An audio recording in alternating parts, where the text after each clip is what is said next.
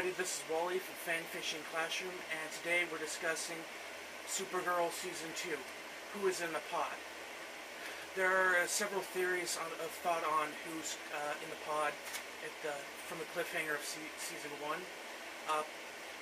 The ones I find to be most interesting are Superboy, General Zod, Krypto, Allura Zor-El, and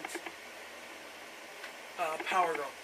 Personally, a lot of these sound far-fetched and highly unlikely.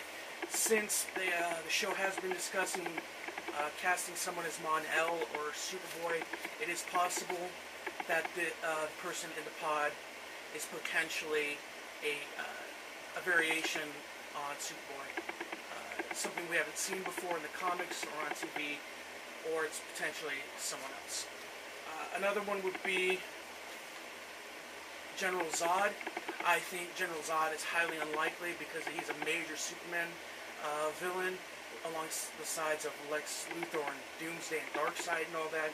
It is highly unlikely that it is General Zod, but that'd be pretty awesome, and it would bring a lot of attention to the show. Considering Supergirl does not have a lot of her own villains, and the show has had to borrow from villains from Superman. It is possible, but I think being such a big Superman villain, it's highly unlikely. Okay, another theory is that it's Krypto. I think it being Krypto is kind of ridiculous, but it would also be fun considering a super-powered dog with all the powers of Superman. I think it would be even more ridiculous. I know Supergirl tends to be a lighter show with less drama than you'd see on any of the other DC TV shows, but sometimes quirky and a little weird can be fun. So seeing Krypto would be an interesting thing, but I don't think it's Krypto. I think because it is such a light show and goofy and they're trying to go in a new direction, it's highly unlikely that it's Krypto. Another one is Allura Zor-El. That is Kara's mother from Krypton. And you saw the actress and her character in multiple versions throughout the season. It was a big thing. Kara coming more to terms with the things that happened in her family on Krypton. Her aunt being her on the opposite side on Earth. Her guilt and pain towards her mother and father. All of these things had huge ramifications throughout the season, and after at the end of the finale, it is possible that her mother survived Krypton's explosion and found her way to Earth in some way. I don't think it's likely. I don't think they would set up. God,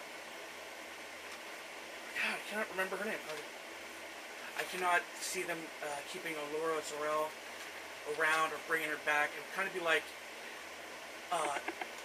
Jor-El showing up on Earth. I know they did it in Smallville on a couple occasions, but I think that having her mother show up and be a prominent fixture on the show would kind of negate the fact that she ended up on Earth and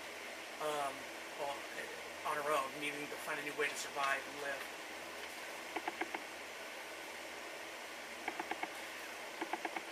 The last one is Power Girl. I know it would be cool to see, but since that's such a new show, and they did a version of Bizarro last season, being Power Girl in the pod is highly unlikely. Even though they did introduce the multiverse with the Flash crossover, I still think it's way too soon to pull out a Power Girl.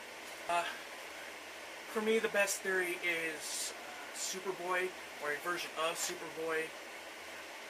Regardless of the backstory for this new character, I believe that due to the fact that they've introduced Cadmus Labs and that is going to be such a big thing, and versions of Superboy have been contributed to Cadmus. Obviously, it's going to be a different backstory, but the fact that they're plugging Cadmus so much about where Jeremiah Danvers is and Kenshaw and all those kinds of things, I think that the two will be connected. So I'm thinking Superboy, independent, a new version coming from Krypton or some other time space. It's going to have an integrated story with whatever they do while investigating Cadmus, the relationship there. I think this new season on the CW, it's going to be less of that. Everything is going to be wrapped up neat in 5 minutes by the end of the episode type of thing. I don't think it's going to be so daylight, sunny, happy time, kind of thing that would happen in season 1. I think it's going to be a little bit more gritty, a little more suspense, a little more decent story arcs like they do with the Arrow and the Flash that is prolonged over the entire season with the mini side stories that are weaved in between.